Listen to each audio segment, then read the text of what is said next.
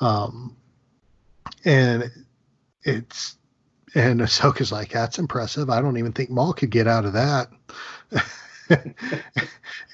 And Bo-Katan's like, yeah, well, we've had our reason to find ways to imprison Force users, and come to find out, she says that's the last of an era, that one they have Maul trapped in, which was pretty cool. It reminded me kind of like some of the you've seen some of these prison movies and prison shows where they have a really bad serial killer strapped up in his mask, kind of oh my gosh, I just blanked on it. Anthony Hopkins. Yes. Hannibal Lecter. Yeah. Yeah. I just can't think of the movie now, but you see him in some. With everyone, Silence of the Lambs. That's it. Thank you, Silence of the Lambs. You see him in something similar where he's kind of in that transportation thing, and we see Maul in that, and I love. It's not just a plain Jane thing that Maul's trapped in. The adornments on this thing is incredible. There's a Mandalorian helmet sketched into it. It's very intricately designed. Very cool to see. And thought that was quite a unique piece of information. And of course, they get to the Jedi cruiser in orbit. They offload Maul, and of course they go to the bridge. And this is where we get a very touching moment between Ahsoka and Rex. This is where we see their friendship and everything, kind of where it's at this point. And it's, everybody has seen it, even if you haven't seen the episode. If you saw the preview, you saw part of this scene where they're talking on the bridge. And it was very moving. They're talking about war, and Ahsoka's like, that's all I've ever known is war. That's it. That's all I've known since I've been a Jedi and we're not supposed to be soldiers. We're supposed to be peacekeepers, and all I've known is war. And Rex is like, that's all the clones know. If it wasn't for war, there'd have been no clones. So we kind of owe our existence to the war. So it's kind of a love-hate relationship they have. And then Ahsoka's like, the Republic couldn't have asked for better soldiers. And looking directly at Rex, she's like, nor I a better friend. Oh, yeah. Dude. Here come the feels. Oh, man, I'm tearing up right now because I know what's coming. It was just they wrote this to be emotional, and what they cram into these 23, 24, 25 minute episodes is absolutely incredible. And I gotta say, and this isn't even the show notes. I didn't put this in the show notes. I'm going off script for a minute. D. Bradley Baker and Ashley Eckstein, they hit it out of the park with this arc. Of course, they did the majority of the work. It was all Ashley and the clones. It was all Ahsoka and the clones, so it's all Ashley and Dee.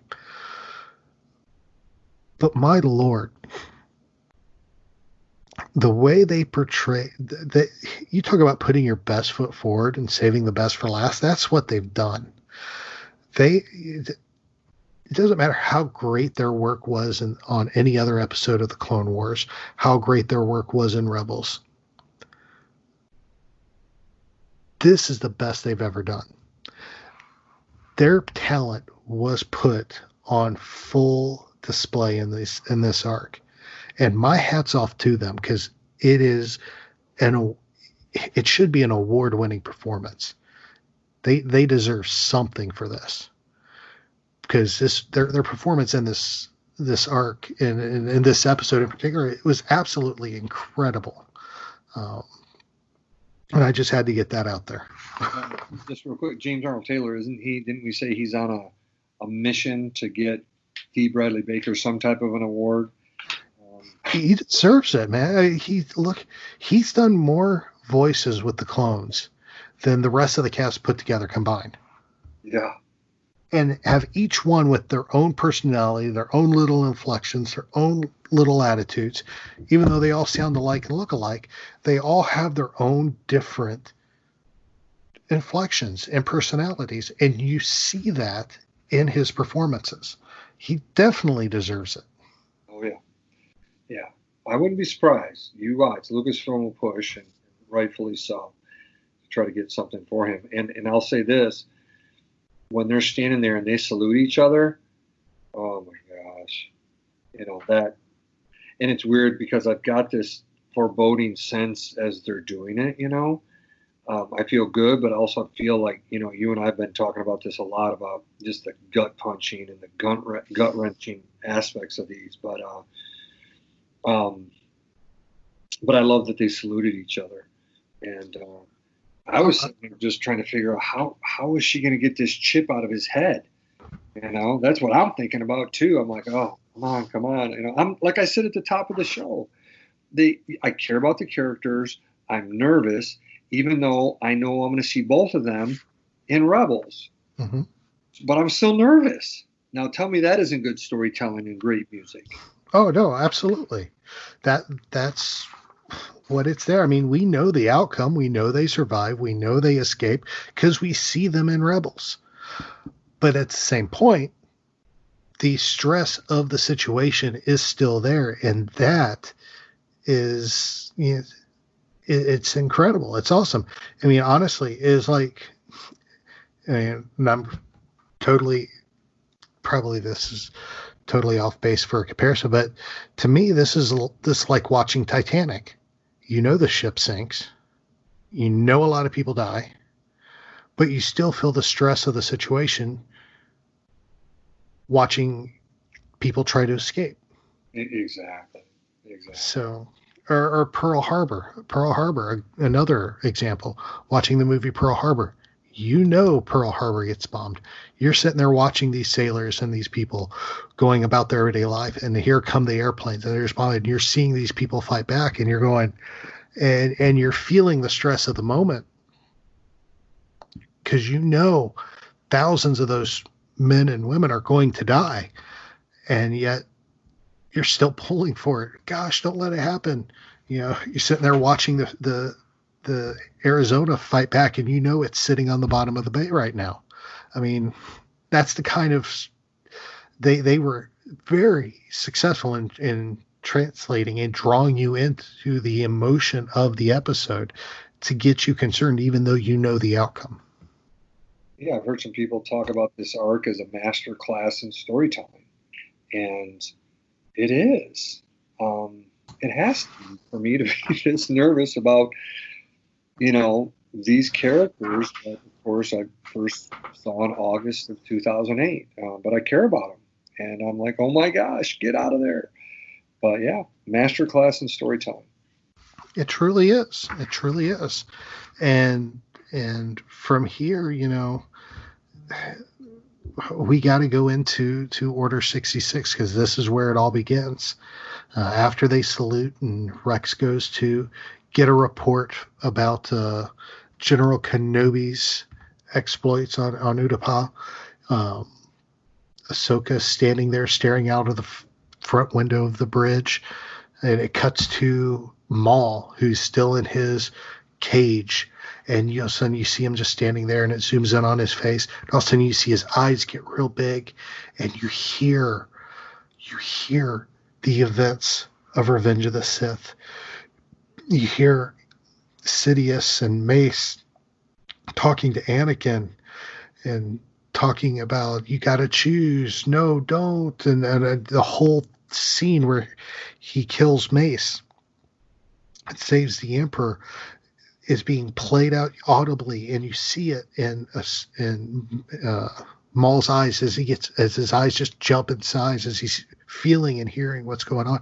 And you see Ahsoka just standing cuts to Ahsoka on the bridge, and you see her just starting to feel it and everything happening, and she grabs her head and she's feeling the pain of the situation, kind of like Yoda did there on Kashyyyk when all the Jedi are getting cutting down. He's feeling it, and she knows right then and there Anakin's in trouble, and she turns and she goes running toward to where Rex is. And when the thing cuts to Rex, and you see that hologram of Palpatine saying, "Captain Rex, execute Order 66." And he just answers, "Yes, Lord Sidious." And then the door opens and Ahsoka walks in, and she's like, "Anakin, Rex, I feel Anakin, something has happened. Something terrible has happened." And all of a sudden, Rex just kind of drops his helmet, and the clones that are there turn and are lifting the blasters on her. And Rex is like, "No, I'll do it." And they kind of back off, and Rex pulls his blasters on them, and you could tell the mental struggles going on, and he starts mumbling about find him, and he starts mumbling about fives, and then of course all the blasting starts, and chaos ensues. And oh my gosh, dude, wow, David, how did you feel watching this?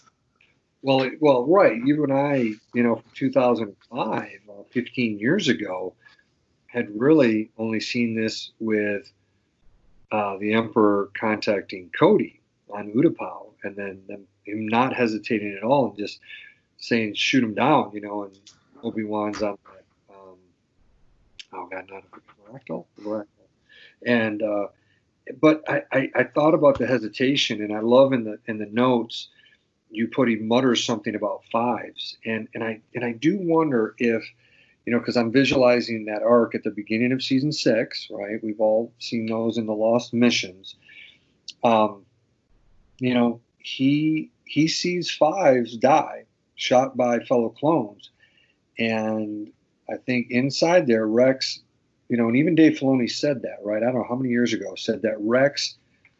Oh, I think when he was talking about Rebels, why do we see Rex with the scar on the side of his head? He says because Rex would have believed fives, and I think that was enough to get him to hesitate, and hesitate enough to not fire, to mutter something about fives, and give Ahsoka just enough information, that ends up saving her and Rex. Oh, it definitely does, because that moment of hesitation, she's able to ignite her lightsabers, deflect some shots, close the door, and she hops up on the table and she's talking to Rex. She's like, "Rex, what's going on? What are you doing?" And by that point, the other side of the door, other doors to the other side of the room open up, and more troopers come flooding in, and the shooting starts, and she is just masterfully deflecting shots away from her, and redirecting them, of course, to her only escape route. She uses their shots to make her escape. She uses them, and she's deflecting them all upward to blast a hole in the ceiling so she can escape, which was to me pure brilliance. And I didn't realize that's what she was doing till it was all said and done. But incredible, because then we get Rex talking to the clones that were in there after she escaped, and he's said, "As we know, Ahsoka Tano's on board. She's been marked for termination by Order 66, which is the directive that terminate all the Jedi because of treason." And he sends some troops to go down and kill Maul because he's in the hold, and the rest are just fan out and search for Ahsoka. And hearing Rex, and knowing he survives, knowing he's in Rebels, and he's got the chip removed, but seeing him ordering the hunt for Ahsoka, knowing that he's literally following Order 66 at this moment. What was it that Fives kept muttering during that episode? Good soldiers follow orders. That's what he's doing. He is following orders. And